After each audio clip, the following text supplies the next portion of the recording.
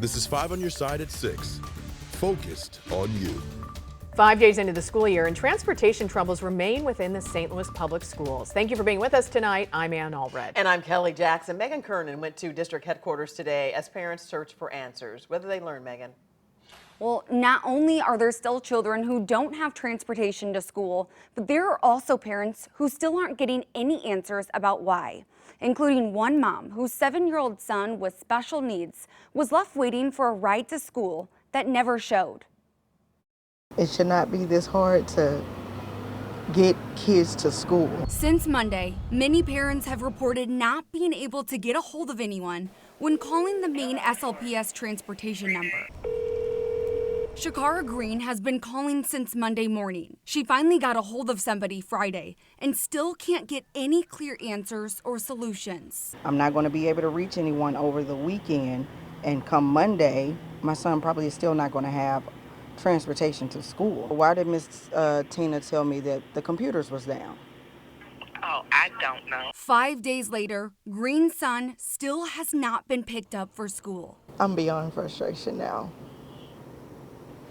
Like, that just makes me angry because I've caught y'all in so many lies. She wants answers. Starting Monday, will he have transportation to school?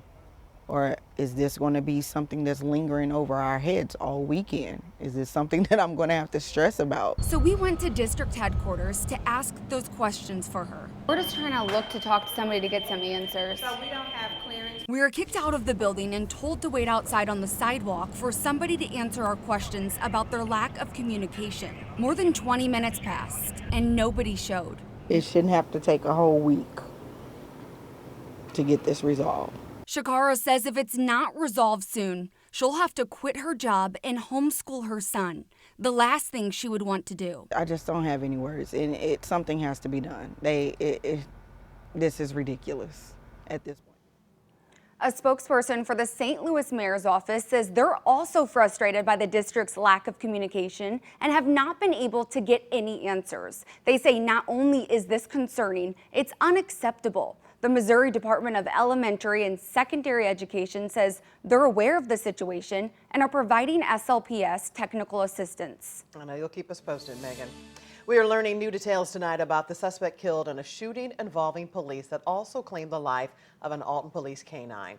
5 on your side's Holden Kurwicki joins us with the latest on this. What is the latest, Holden?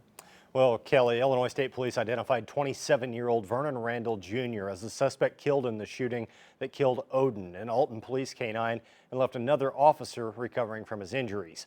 Today, Alton police flew the flags at half-staff in honor of canine Odin as people laid out flowers outside commemorating the dog's life, which was taken after just a few months on the force. Many businesses in town, including the Town Club Bar and Grill, have turned their marquees into memorials for Odin as police continue to receive an outpouring of support from people asking about their canine program and how they can help. However, many people in town are questioning if Randall was also involved in a separate shooting Wednesday night, which is still under investigation.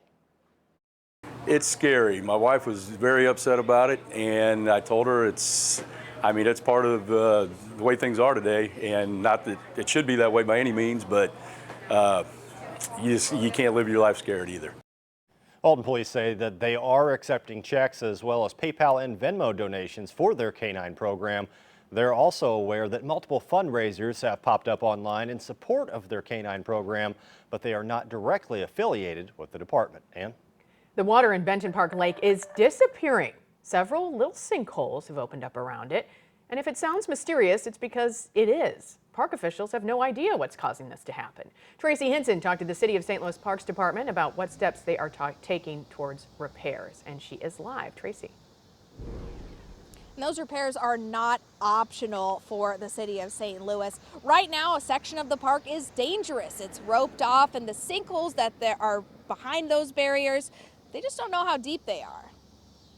So we have identified 3 sinkholes in varying stages of size, so to speak.